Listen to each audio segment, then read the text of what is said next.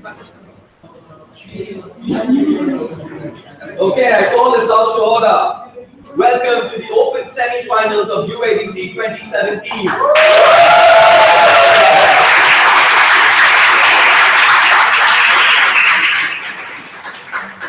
In government, we have Malaya 1.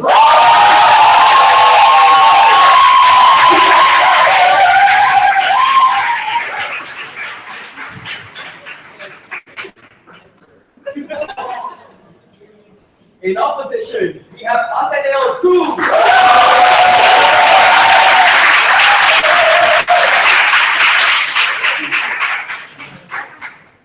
I am Solitaire, I'm your chair for this round. On my right are Mayu and Alfred. On my left are Wasima and Aditya. Okay, few quick pointers to the members of the audience. Please keep your mobile phones on silent or vibration mode or airplane mode. Please keep your applause to a minimum during speeches. Feel free to do that in between speeches, like once the speech is over. Right? Okay, on the motion, this house regrets cosmopolitanism. I now invite the Prime Minister.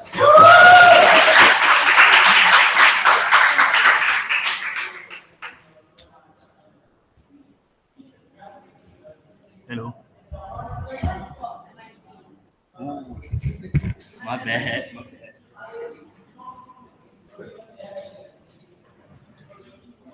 Mr. Speaker, ladies and gentlemen of the House, what is cosmopolitanism?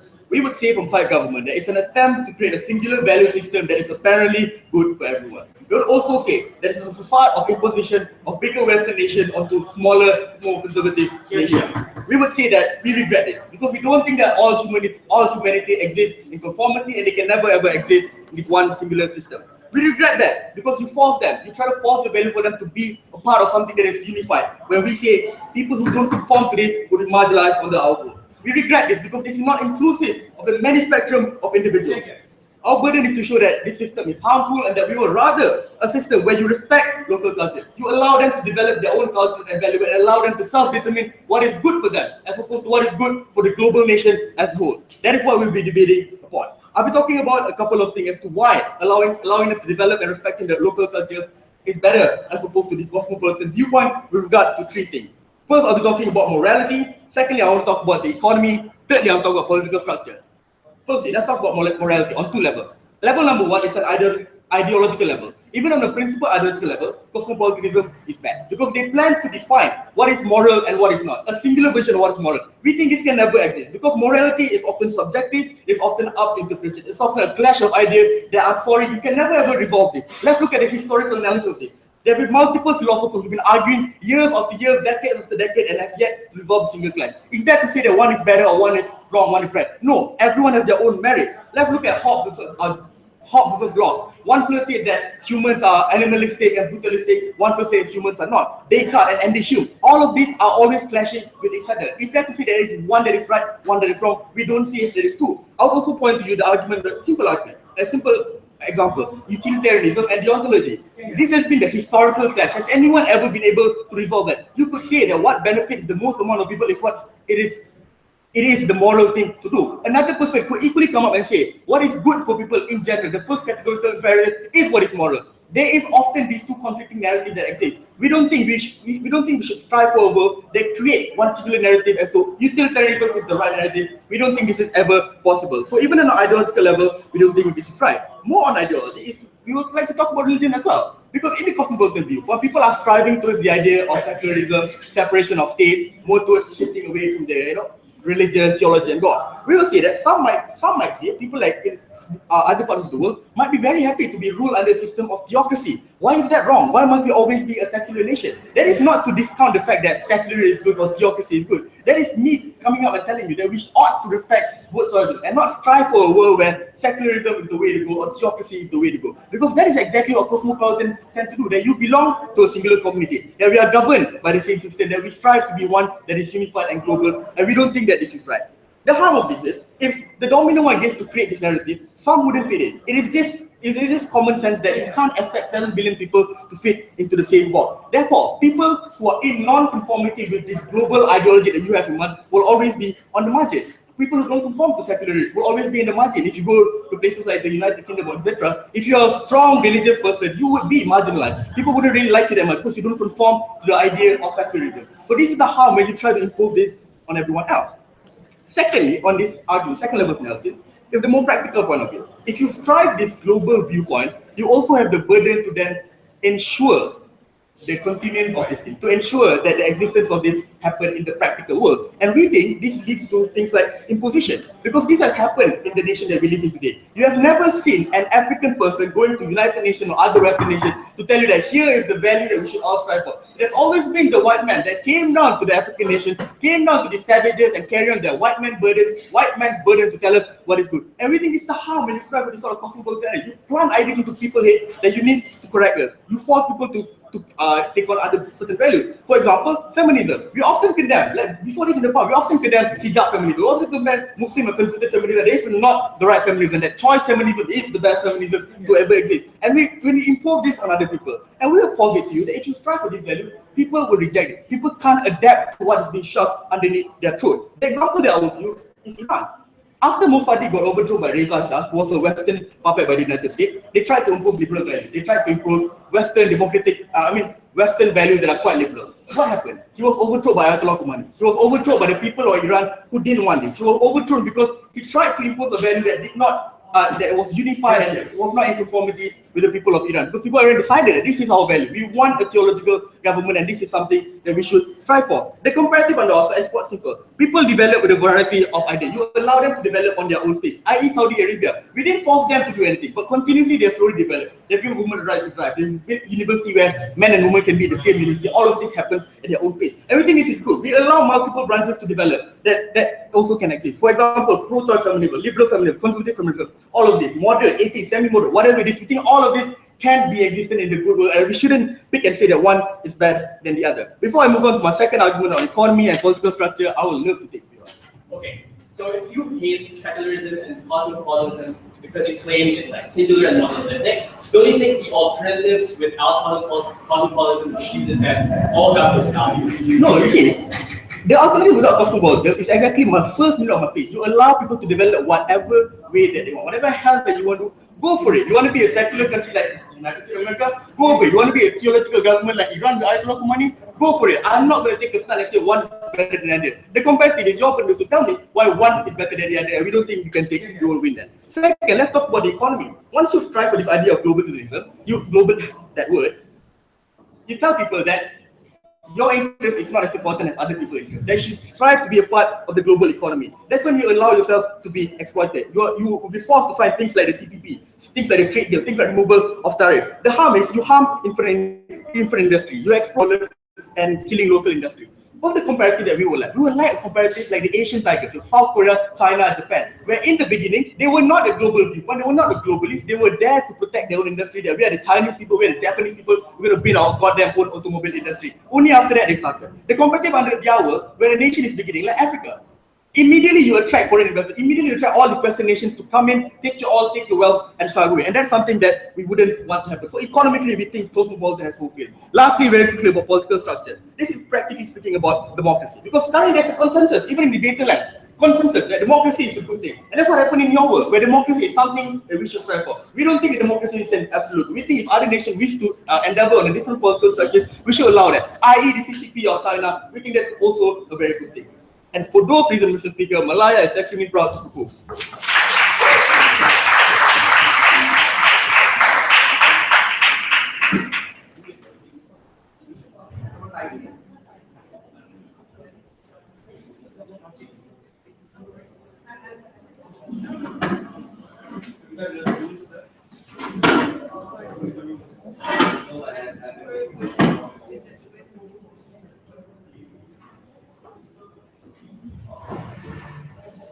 All right, I'd like to thank the Prime Minister for their remarks. To open the debate for the opposition bench, I now invite the Leader of Opposition.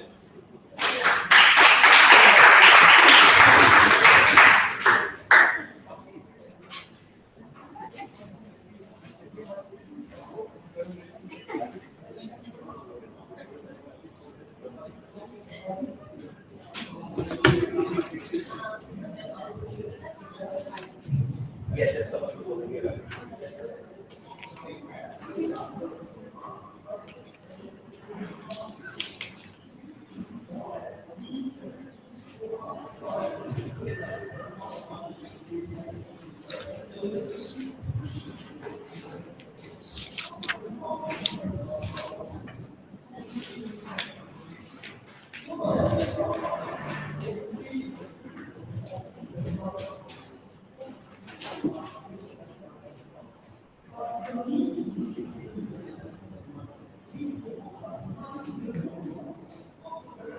Ladies and gentlemen, we think that cosmopolitanism inherently strives for stability, peace, tolerance, and prosperity for all people, regardless of where they're from or who they're from, right? You can see these in current society in trends like liberal Canada, for example, or liberal France, right? And we think that this is the type of cosmopolitanism that is good for society. We posit that under our side, that the problems society currently faces, things like closing off borders, isolationism, cutting off refugees from entering your state, are problems of the fallback of cosmopolitanism, right? And we think that these are objective suffering that we have to value in this debate. But we think that cosmopolitanism can eventually correct these things because the structures that they put in place stay in place, right? And these are self-correcting and ever-developing structures. That's why we think that we can fix the problems of cosmopolitanism under our side. But what really is this debate? Because this debate isn't about a checklist of benefits and harms they gave you, right? Because they gave you, oh, cosmopolitanism sucks because of all of these reasons. The burden of this debate is to prove and weigh those benefits against those harms, right? You have to look at the historical value that cosmopolitanism has given society, what society looks like now because of cosmopolitanism, and weigh them against the harms that they presented in this debate. So that's what the debate is about. It's not about a checklist of harms and benefits. So what am I going to prove to you today? No, thank you. Two arguments. Number one, I'm going to tell you why humans logically made the decision to be cosmopolitan and what are the tangible benefits we got from those. And number two, I'm going to tell you about the world looks like today and why that's something worth celebrating. But before that, a couple of responses for the previous speaker, right? Because they told you under their first argument that morality is honestly just subjective, so everyone can do what they want, right? We don't think that's the case. The goal of all forms of morality is to form an objective good out of something, right? So there is a level of like a decision that has to be made, right? And we think that Cosmopolitan does that best under our side, right? Because there is room to debate, there is room to compromise, to reach like global values of what humanity is, what it means to be human, all of these types of things. Let's look at their examples, right? Things like, oh, this country doesn't want to be secular, right? We think that determining what rule of law is objectively better in allocating resources, for example, and allocating goods for the people is something that can be objectively good for people, right? We don't think that subjective decisions are like what's best, but we think that diversity still exists within forms of secularism, for example. So it isn't as monolithic as they painted it out to be. But we think that it's even more forceful on their side, right? Because what are their alternatives? They try to be very cheap and try to not defend anything under their side, right? We think that if you look at the type of identities and ideologies that exist on their side, statehood, nationalism, these are more forceful and these are more inclusive because they always come at the expense of someone else, right? Because you cannot join into this ideological idea of like the moral good or whatever if you are a Filipino, right? Because this is the ideological good of people in America, right? So all of these types of things, you can't interbleed between the identities and ideologies that they propose under their side. We think that they have to give an alternative of why the world is better off if we didn't have cosmopolitanism, right? But lastly, we think that they conceded under their side that they're open to things like organic change, they're open to things like societies determining for themselves what is better. So we think that the inherent harm of people compromising, people changing their more moral ideas because of cosmopolitanism isn't so bad under their side if they're willing to concede these types of things as well. So before I go on, So not every individual in status quo fits within your cosmopolitan model. What happens to these individuals when they can't conform to your ideas? Okay, we can see that not everyone fits into our model, but you have to weigh, right? Where are people more excluded? We think that it's under your side. We think that we have more common ground under our side when you try to universalize all of these types of things. I'm going to talk about that in my second argument. But number one, why do people make the logical step towards being cosmopolitanism, right? So let's look at it historically. We were nomadic people, right? And we did not have shared values. We did not have shared system. So when we moved into tribal systems and started integrating and forming relationships with the people around us, we saw that it gave us tangible goods, right? Things like being able to farm better, being able to create structures within their society to form cultures of civilization, like in Africa, like in Africa, right? So what are the good things about these types of things? People forming relationships through marriage and whatever.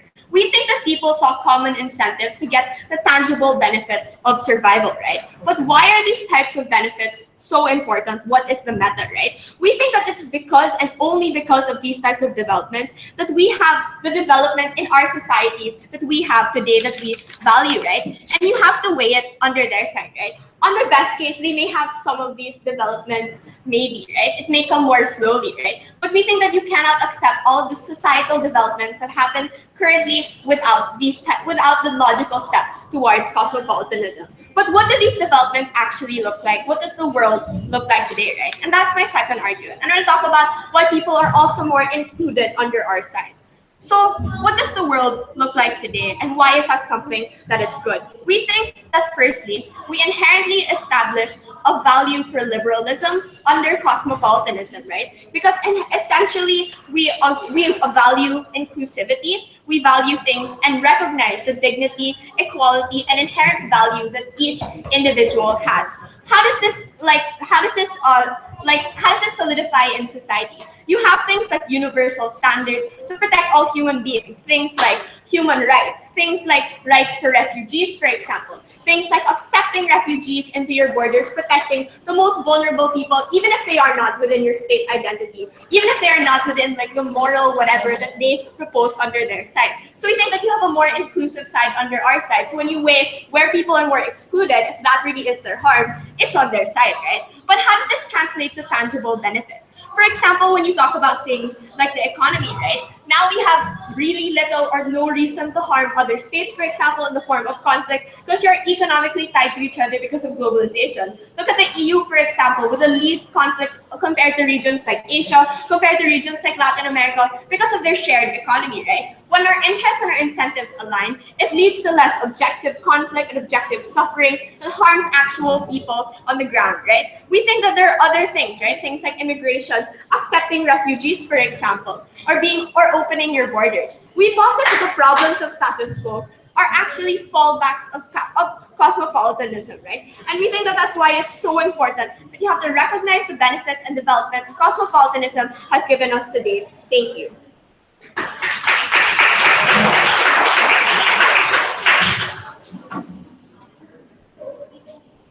All right, I thank the leader of opposition for their remarks. To continue the debate for the proposition bench, I now invite the Deputy Prime Minister.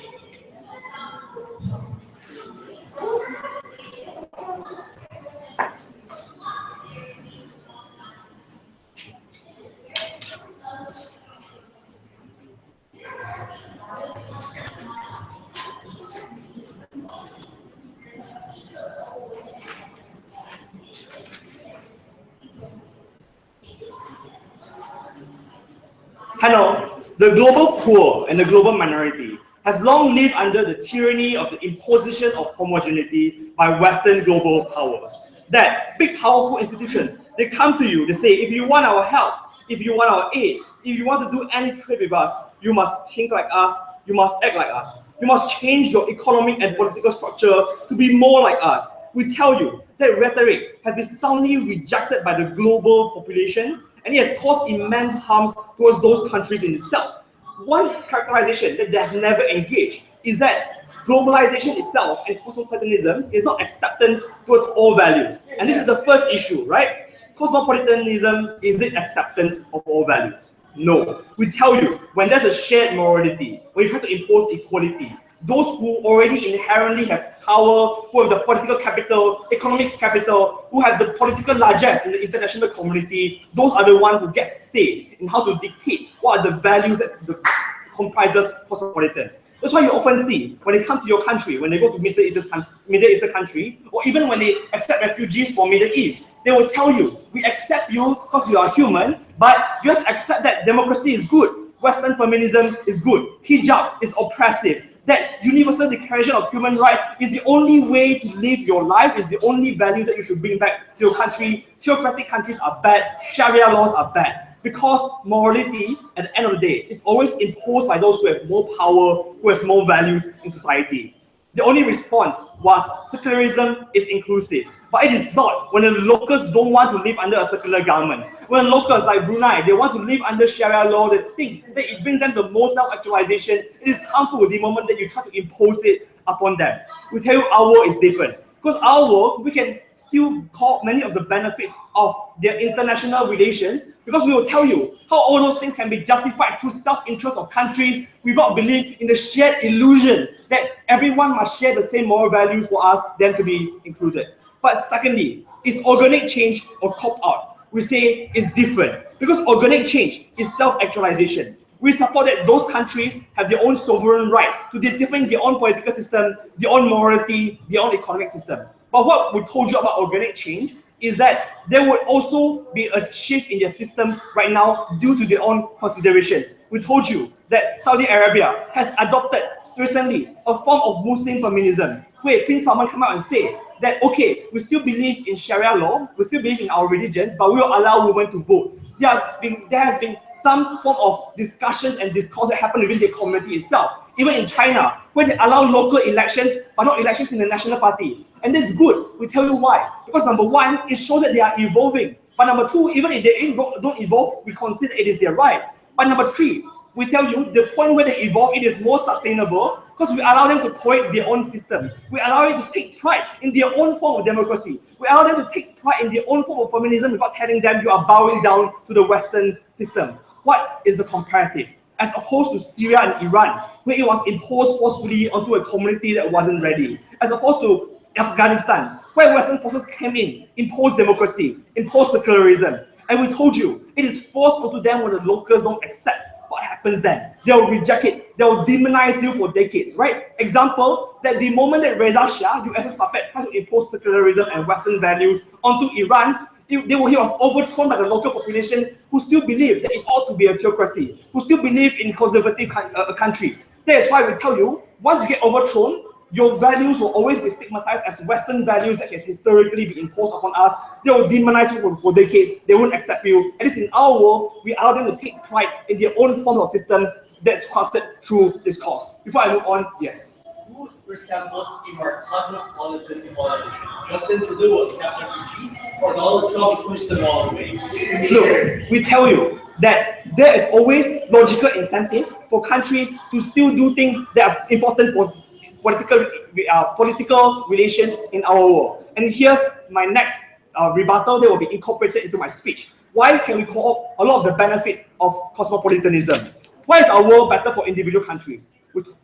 We told you, a lot of benefits of international aid intervention can be justified through self-interest and not based on the belief of a shared morality. Number one, international aid. We think it can be justified without trying to impose your values, because the people who you give aid to will become good trading partners in the future. There's also a quid pro quo, because sometimes even rich countries will suffer fallbacks and then they need aid from countries that are doing well. For example, Greece and Venezuela, you thought they were rich, but now they need aid. So we tell you that this system of international aid can still be functional from a viewpoint of shared interest or self-interest, as opposed to the illusion that they are based on a shared morality. So for example, giving loans, giving aid and trade, we think those things can be justified through a quid pro quo system of reciprocity. Number two, military aid. Number one, we think it can be justified through international self-interest, because number one, global peace is good for trade. Global peace is good for your country as well. When other countries are not fighting, you increase the global GDP. Number two, you ensure that there's no spillover or conflict that might target you. For example, should there be any extremist group that gain a foothold in those countries that's able to attack your country? Number three, military aid is also a deterrent for other countries that might choose to invade you in the future. Note that all of these benefits are based on self-interest instead of the belief in a shared obligation and shared moral value. Lastly, refugees. It can be imposed, it can be adopted through a quid pro quo system of reciprocity. That sometimes when you're in trouble, they'll also accept you in the future. Number two, you also shorten the conflict when you accept refugees, which will harm trade if the conflict prolongs. Number three, refugee system also prevents spillover and attack by extremism. Lastly, trade is good for countries, but now we respect those countries coming out with their own system of trade, what they think is most valuable to them. So what's the difference in our side? Number one, there's no imposition of values when you help people. Number two, help is not contingent on them being similar on you. Number three, help is not contingent on upsetting the local order. For example, that you must adopt secularism. You must adopt a capitalistic system if you want to accept our help. We prefer a help given with a respect of the local order. Countries like Bhutan, countries like Jordan, countries like Brunei. Jordan is allowed to keep its system of monarchy where the king is still in power while they still accept the many benefits of international relations. Bhutan, they accept aid, but they are allowed to practice their own version of socialism. They respect the monarch, and we tell you they are one of the happiest countries in the world. Brunei, they have trade, they have aid, but they are allowed to practice Sharia law, leading to prosperity and not backlash, like the many failed interventions like Syria and Iran. We tell you our world is the world that is truly accepting and truly allow minorities to prosper.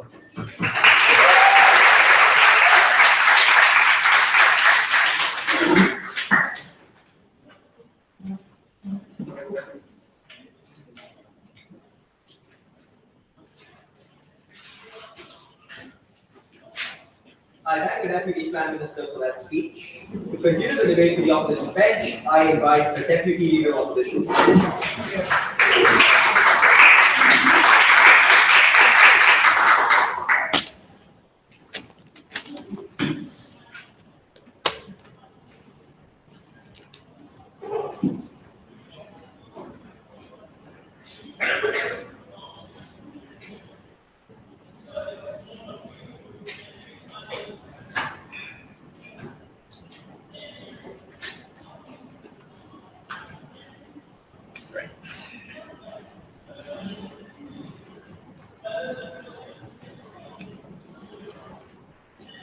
The biggest problem with government bench is that most of their problems in this debate are really tied to cosmopolitanism. In fact, it is the more cosmopolitan ideal which we support, which actually fixes those problems, like refugees not being accepted, like people wanting to go to war to cause more refugees, or people who want to impose monolithic ideals on individuals who don't consent to those ideals. The first thing I want to point out, a substantive point that will rebut everything they claim, is I would posit to you that the value of secularism, of freedom of speech, and all these things are the exclusive counterbalance that is exclusive to cosmopolitanism that they have to address. Because at this point in this debate, everything they want, i.e. making sure people can opt out from something, is a value that can only be reached when you have the rule of law, when you have, for example, these kind of rules of law which impose the kinds of values which we want. But why is this point on the rule of law so important? Because if you notice, this is also something that imposes something objective. And every state which they defend will have these kinds of things. Which is why we think, on balance, they're not winning this debate. Let's get to some rebuttal. First, they say you can use cosmopolitanism as an excuse to basically destroy countries and ravage them and whatnot. Here's the thing. Remember, we have to look at this in a comparative sense, right? Even if you assume this is true, we think that, firstly, you have to weigh it with all the kinds of wars, all the kinds of conflicts which have been a result of other systems which cosmopolitanism at least counters. Things like nationalism, things like religion, things like evil patriarchal systems, for example, which actually oppress so many more people. And if you look at world wars that have happened, or like the Cold War, I would posit these outweigh the harms of the current wars right now. But secondly, hold on a moment, right? Aren't the wars in Syria really a result of, let's say, cosmopolitanism politicians? I really, really don't think so. If you look at the people who are most cosmopolitan in the countries that wage these wars, they're the ones who are against the candidates who want to go to those kinds of wars in the first place. So if you want to regret a cosmopolitan world, you have to defend those evil politicians who are not cosmopolitan. So I really think that makes not much sense.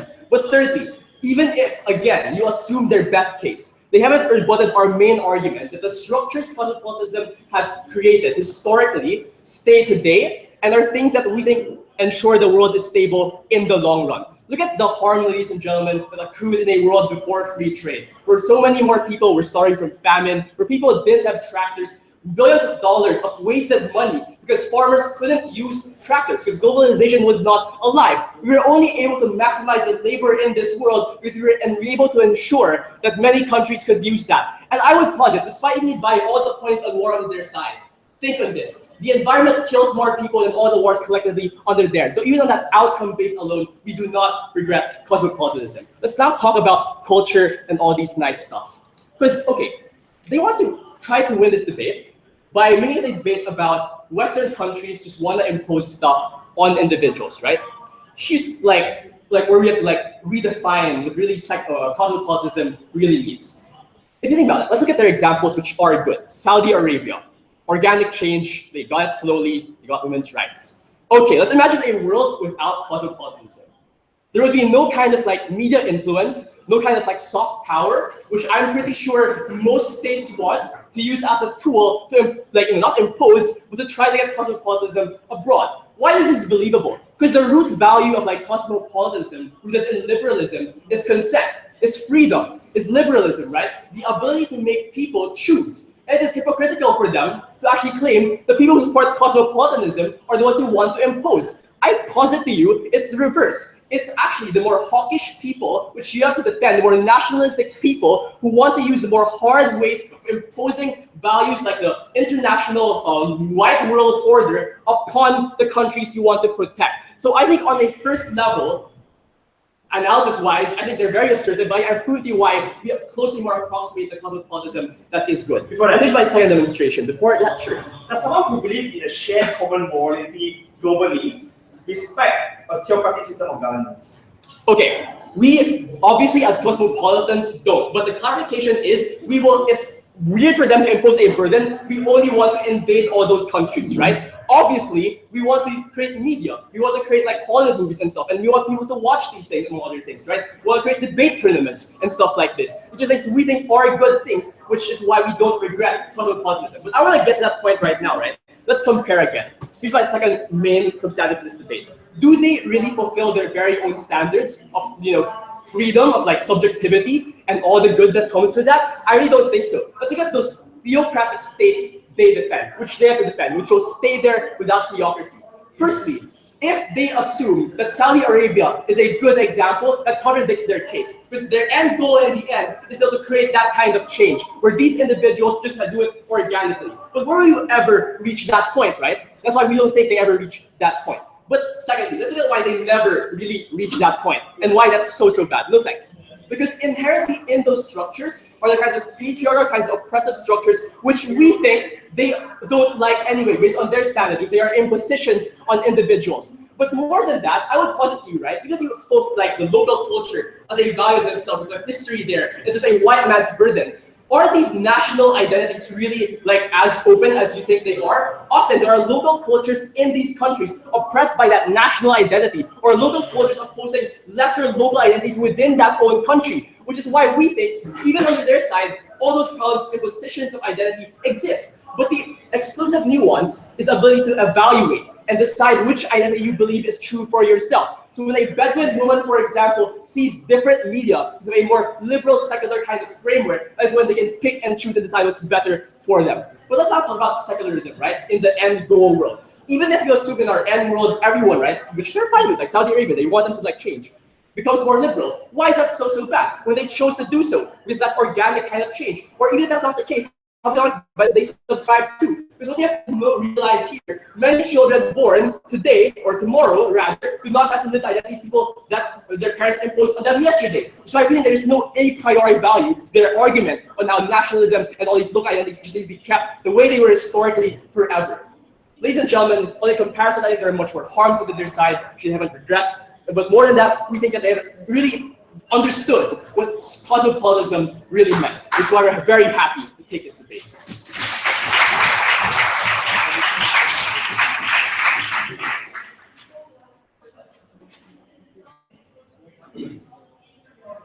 Yeah, so I would remember the audience is more that timer zone. There's someone at the front.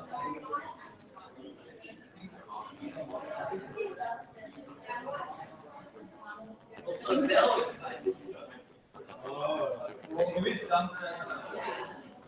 yeah, so like this I want to suggest that because of the time itself.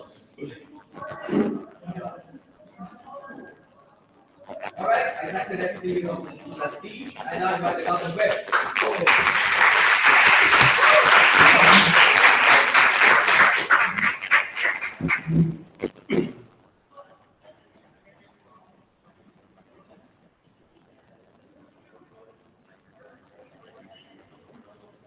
The problem with such opposition is that as these semifinals, it also is one line that they want to debate on the time. They want to debate an idea of what the cosmopolitan world would like, and not engaging in a real world context as to why do we act right now.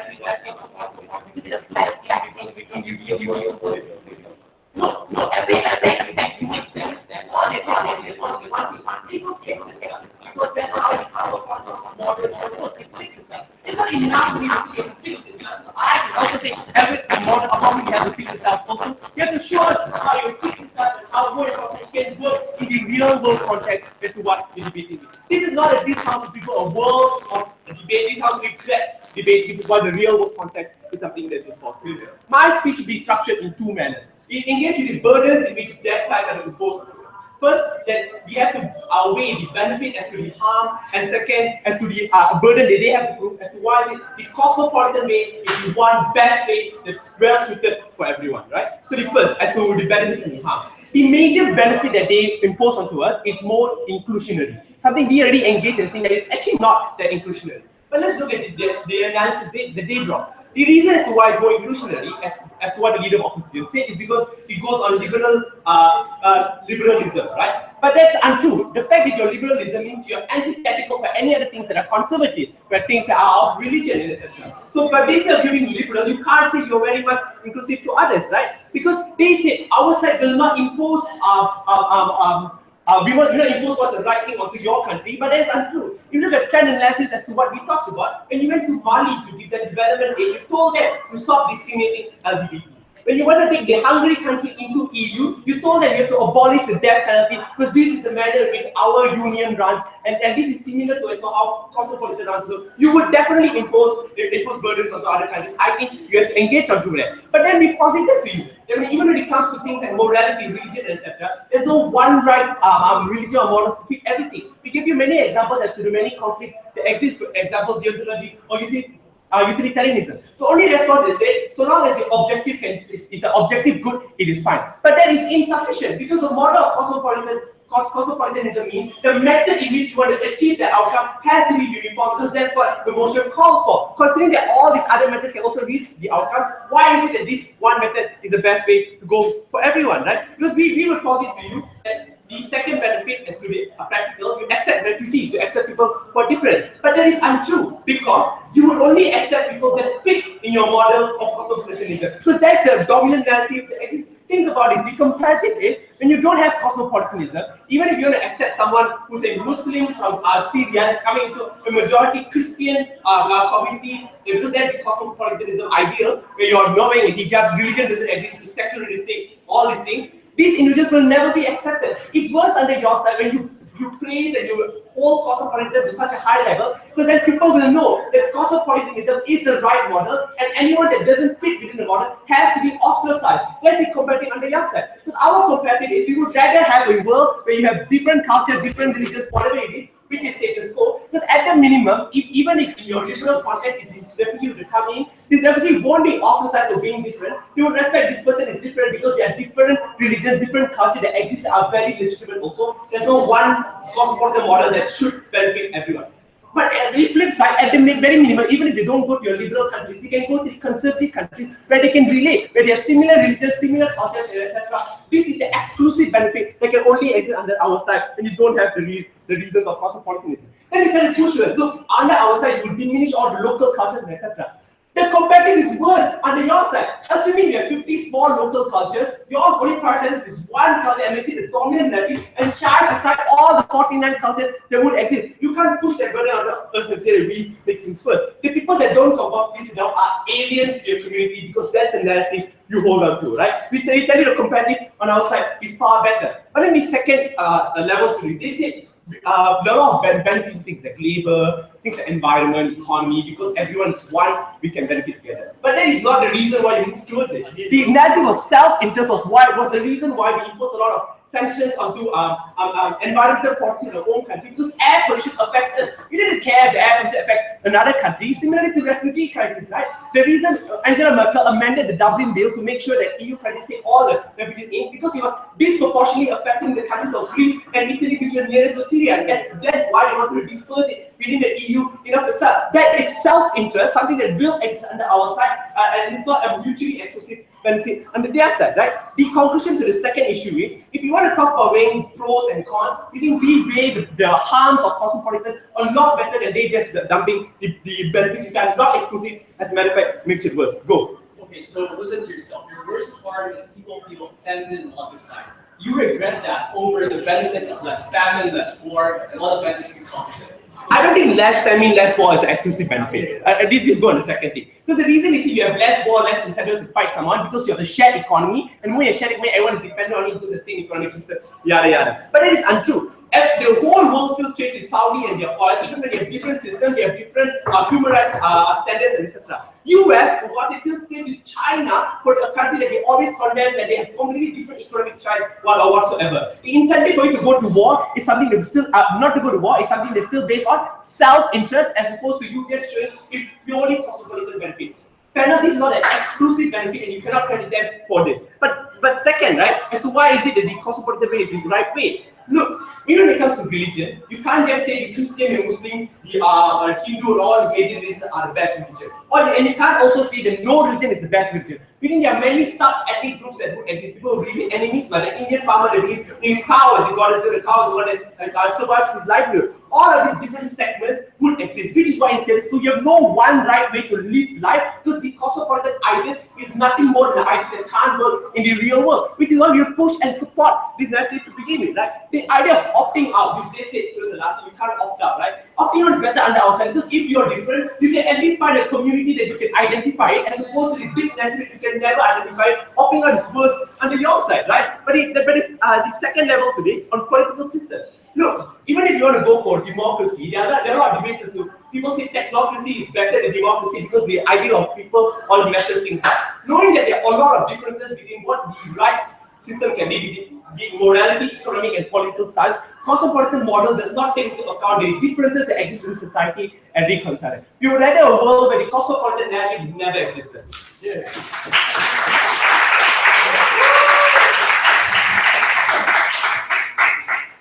I thank the government for that speech, and now invite the opposition pair.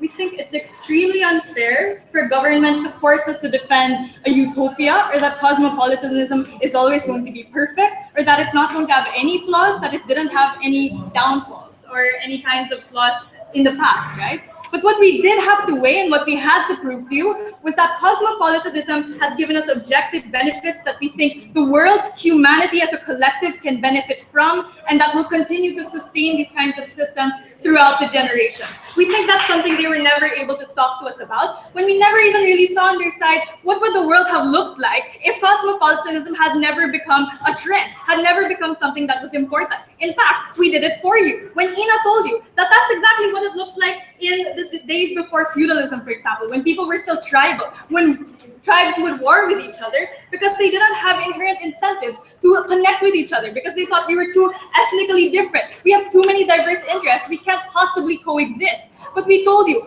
all the systems that they have in their world exist because of cosmopolitanism. For example, even nations would not have become nations if individual tribes, if individual ethnic groups did not resolve to say, look, we have a greater overriding incentive, we have a greater chance at survival, and a greater chance at being inclusive and being happy if we are all together and if we can resolve those minor conflicts. At least on balance, it's better for everyone, even in the worst case where we have to exclude some identities or some people can't always have a say. At least now we've made a sustainable system that can allow for that in the future. So even when they push us on creating that utopia, creating that fantastic world, we think there are better chances for that in our world than in theirs. So I'm going to be talking to you about two issues. Firstly, how like the imposition of values, or is it like more of the coexistence of values? What does this look like on either side, and why was their characterization inherently unfair? And secondly, about how self-interest versus like creating these structures through cosmopolitanism. Which one is more sustainable, and which one have we already gravitated towards?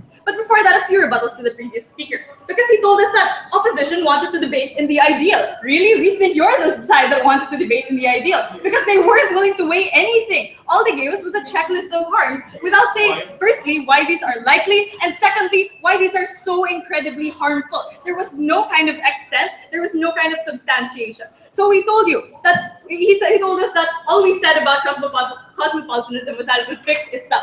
We didn't just say this, right? We gave you very specific reasons. Number one, your incentives are now aligned. For example, in the past with warring tribes, it was food, but now it's more of like liberal ideas. Not just that secularism should be the go-to, but that religions can coexist and not fight and not war and hurt each other. We think that that is what we responded to. And we also told you that structures are able to last. Things like, very important coming from Ina, like the justice system, for example, like human rights. If we had always cared about self-interest, if we had always only cared about ourselves, universal values like things like human rights would never come into fruition. Because someone who is a Muslim, for example, or someone who is Asian, or someone who is black does not have the same rights as me, because that does not align with my self-interest. So we think that they needed to prove to us that that self-interest will have that same inclusionary structure. No thanks.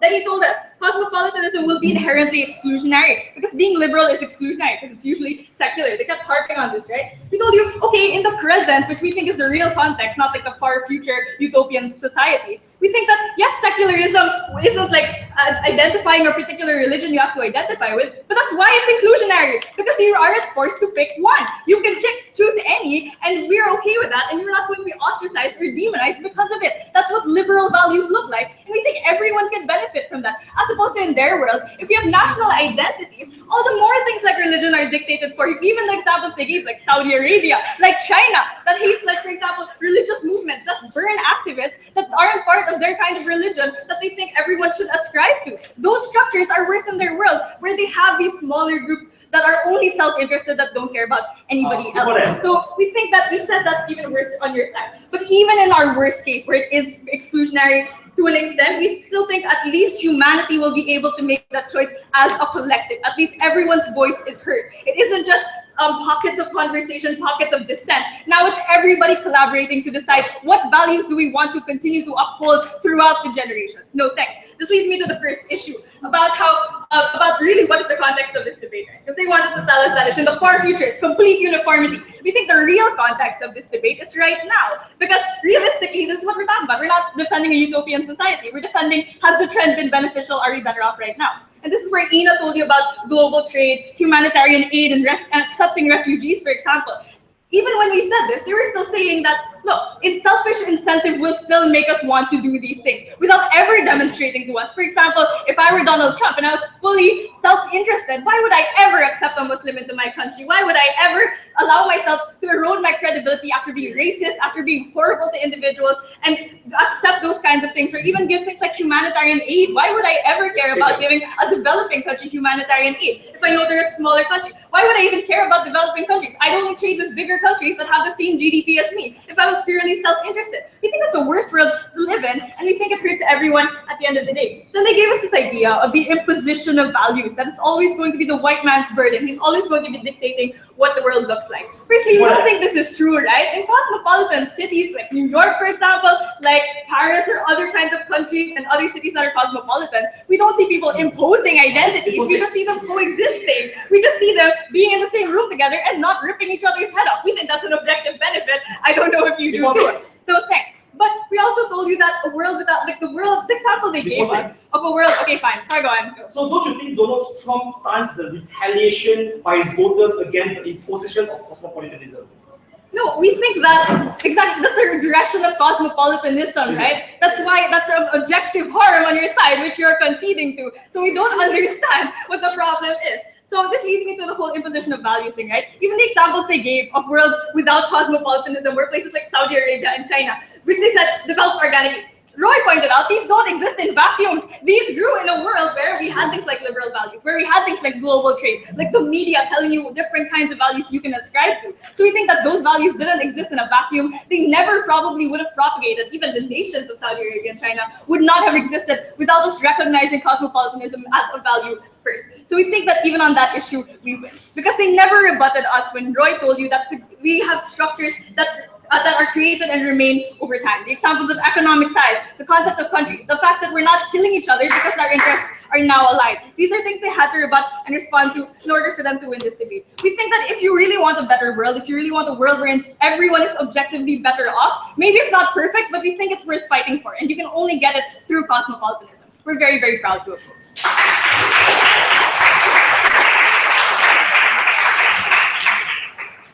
I thank the opposition rep for that speech. To conclude the debate for the opposition bench, I invite the opposition to reply.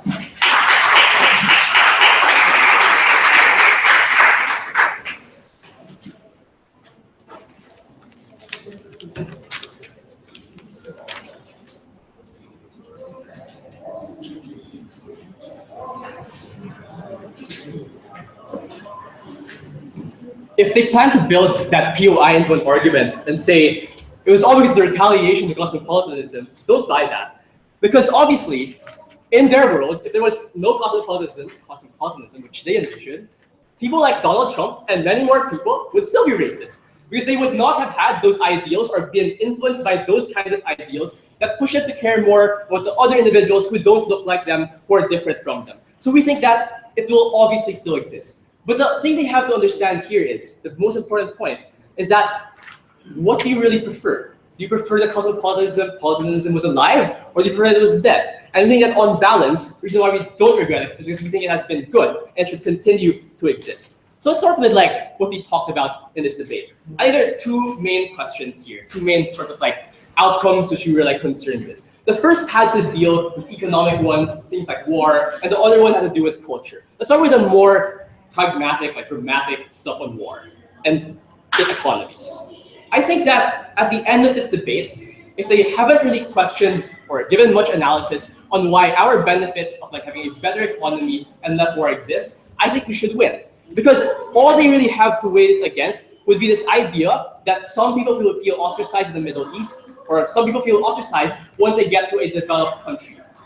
These, ladies and gentlemen, are minimum harms, because at least these people were alive and had a place to walk home to and be a refugee. And we think on balance, it doesn't win them that debate. But did they really prove, right, why we have more war as a result of cosmopolitanism? We really don't think so. Because again, you have to compare. We're not to say there is zero war, right? Obviously, it's looking at what has happened in the past, what's happening now. And we've explained to you the reasons why when we were more cosmopolitan after the world wars, for example, nationalism was on a decline. We didn't have as many wars after that. And we think the reverse would have happened under their side. But conversely, if you get the worst case, even if you buy their characterization that the wars right now are really caused by cosmopolitanism, but not because of the opposite, then I think that on balance, these things can have a chance to correct themselves, because they've never responded to how the systems of like democracy and secularism and how people can engage with different ideals is an exclusive value under our side. So I think on balance, we win that issue. They have no response there. But let's now talk about culture. Firstly, in a world without cosmopolitanism, these national identities, which are monolithic and whatnot, will continue to exist and will be extremely strong and will impose their identities. They had to prove why that exclusive one important culture, which ends up being the dominant one in that specific region, was an a priori value, when it came at the cost of basically destroying many other cultures anyway, which were more local there. So I think it's not really a very big point. But secondly, they had to disprove our counterpoint on how often the good outcomes of our other ideologies, other cosmopolitanism, are more preferable, because these things allow you to engage and evaluate the kinds of culture you want. So I think on balance, these are better. But then they have this argument, which is a burden push, which says that under our side, we're imposing all these stuff, we're basically going to like destroy everyone and whatnot. Never rebutting my arguments on how that's not how it works. Obviously, there's like what they call soft power. We're not always just going to like invade every country that does exist. But even if you assume some people were able to make a choice after they were influenced by the Western world, they had to show why those are objectively bad outcomes, why those are objectively bad choices, given that in the end, their principle still is we want freedom. We want people to be free from coercion and whatnot. If you look at the amount of people coerced, it's a lot more people under their side, it's much less on our side. So I think on balance, we win that cultural point as well. Ladies and gentlemen, they don't really know how this motion ought to operate, but I think we do. We're very proud of folks.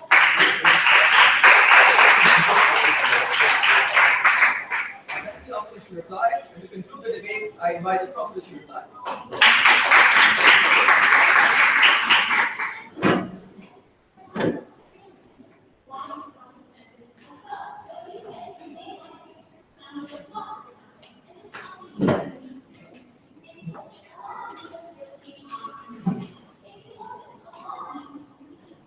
Oh my God.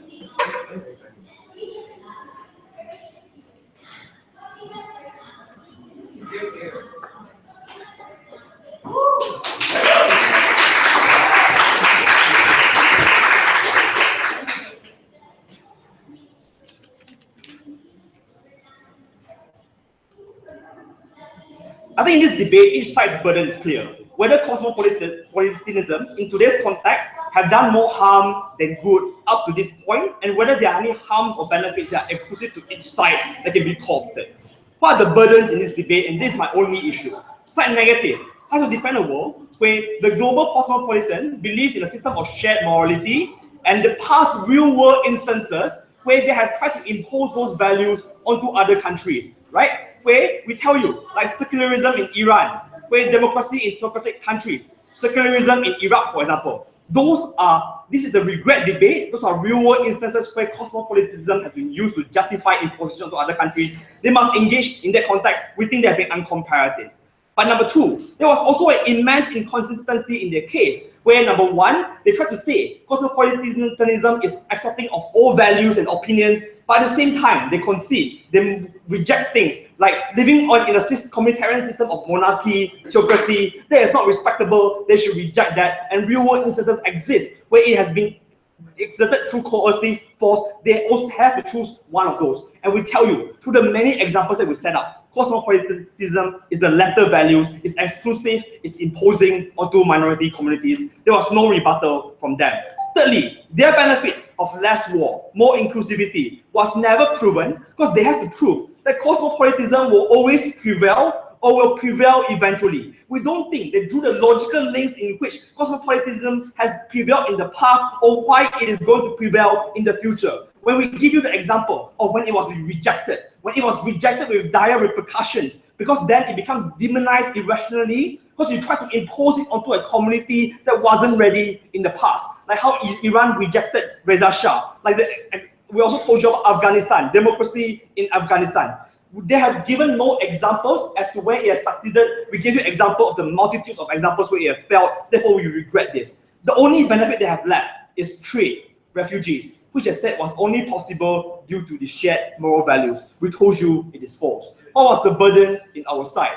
Our side has to defend a world where number one, countries and communities, they cultivate their own morality, they respect the sovereignty and values of others. And secondly, the trade-off is they will engage in international relations based on self-interest, based on what benefits them the most. We told you, we gave you local and structural reasons why a lot of the benefit that side negative ones can still be achieved without cosmopolitanism and only thinking about self-interest. We analyze the examples and the links to you. Number one, international aid. Because when other people do well, you can trade with them. You can increase your own GDP. Number two, military aid. You don't want there to be war because war is bad for trade and yourself and there will be spillovers. Number three, refugee system. Done through a quick pro quo system of reciprocity. Number 4, trade. Obviously, not everyone is going to live in a younger age, but we tell you the only difference in trade in our world is that there is more priority given to local values and local individuals, but there will still be trade happening, which then increases the living standards of individuals. We told you how people trade with China, Bhutan, Brunei, Jordan, even though they have protectionist policies, even though they have their own moral values, their own system of governance, those are the world where we prefer. We tell you the maximum trade-off that they can have is that there will be less of these benefits, but we don't think they show you why these last benefits are so immense, given the vast amounts of harm of cosmopolitanism that we've told you. That you invite retaliation. People like Iran, people like Donald Trump to a certain extent, they retaliate because you impose cosmopolitanism onto a society that is not ready, that will reject you, that you don't cater to the interests of the locals who don't believe in cosmopolitanism. We think ours is a more nuanced way when local communities, they can develop their own culture, they can develop their own ideas of feminism without it being branded and demonized as Westernism. We gave you the examples of feminism in Saudi Arabia, partial democracy in China, where they can truly call it their own, where there is not much opposition, and in our world we believe there's the world where it's more facilitative. We fulfill our burden, they have not.